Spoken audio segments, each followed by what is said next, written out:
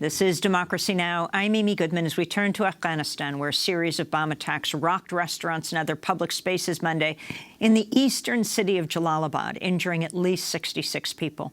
The explosions came as Afghanistan marks 100 years of independence from British rule. They followed Saturday's bloody suicide bombing at a wedding in Kabul that killed 63 people, wounding 200 others.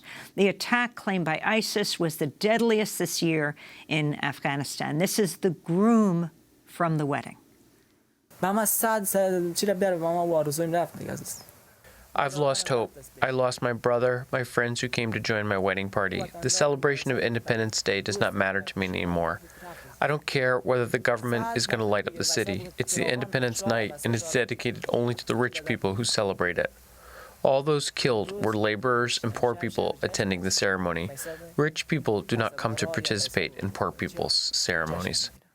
The attack came as the U.S. and Taliban are reportedly close to a peace deal after months of talks between the two parties. The Afghan government, however, has not been a party to these negotiations. Afghanistan is due to hold elections next month. Top issues in the talks include U.S. troop withdrawal. For more, we're going to Kabul, Afghanistan, where we're joined by Lotfullah Najafizada. He's the news director of TOLOnews, a 24-hour news channel based in Kabul. Thanks so much for joining us. Can you start off by talking about the horror this weekend in Kabul? The New York Times headline, 1 minute it was an Afghan wedding, the next a funeral for 63. Emmy, this was a very tragic incident in Afghanistan, in Kabul in particular. We never had such a horrific attack in the capital in the past. When a suicide bomber walks into a wedding ceremony of, as the groom said, very poor people, detonating his explosives and killing scores of people. The government confirmed at least 63, but we believe that it's certainly more than that. Probably around 100 civilians lost their lives, and about 200 more are wounded, some of them very, very critical. This comes at a very critical time. We are in the midst of negotiations between the U.S. government and the Taliban, and we expect Afghan government to begin its own negotiations with the Taliban. And at the same time, Afghanistan, as you said in your introduction, is going to have its presidential elections scheduled for next month.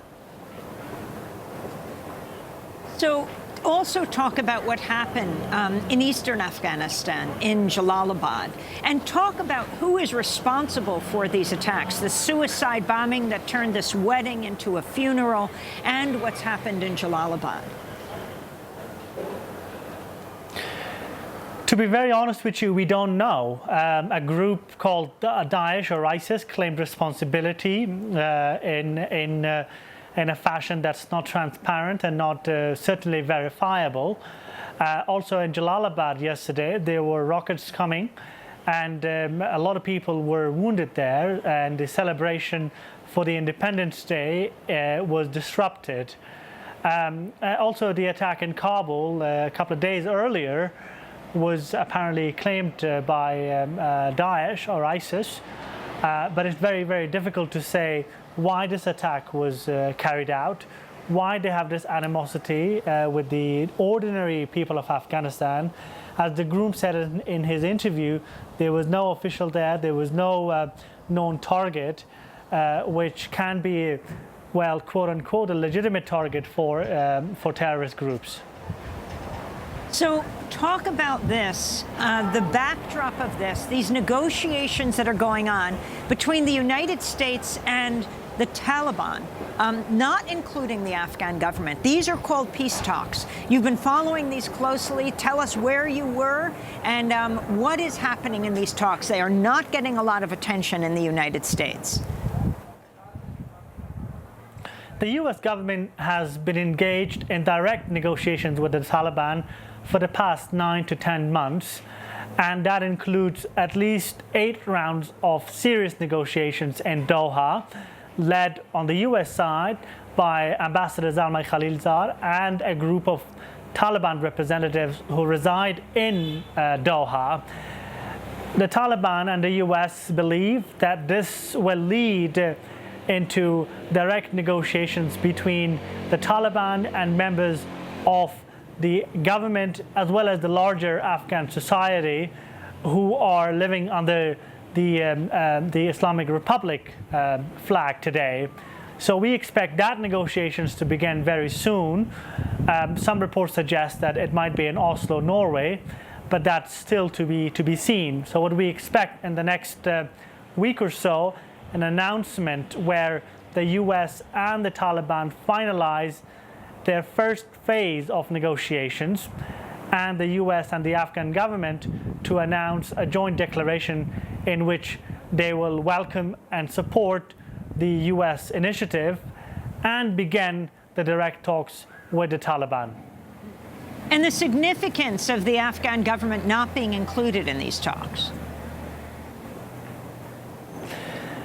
Well, the argument from the US side that we have heard so many times is that the Taliban preferred to resolve their issues with the US first and then engage with the Afghan government and the broader Afghan society. Some people, including the Afghan government, of course, wanted to begin their negotiations with the Taliban in parallel to the US negotiations, or some group preferred that they should talk to the Afghan government and the Afghan political groups first, and then the two of them together should talk to the US. I think it's just a matter of how you approach the peace process, and as long as it gets Afghanistan to a sustainable peace, I think the sequences, can be sequencing can be understood.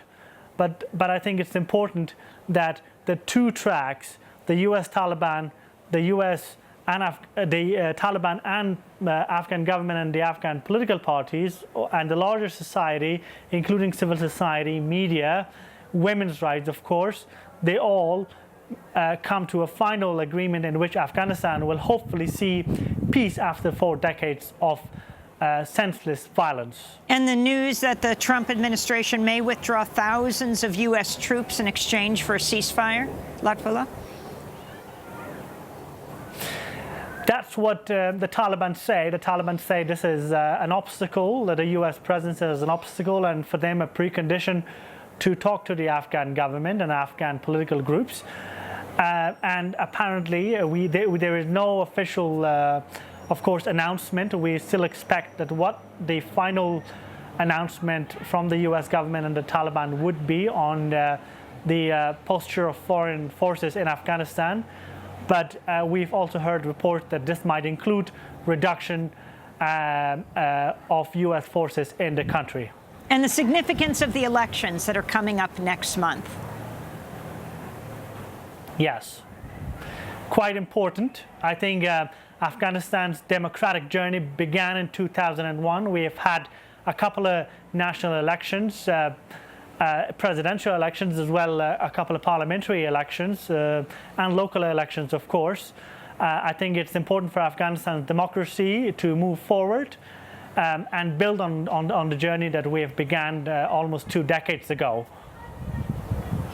And who is running?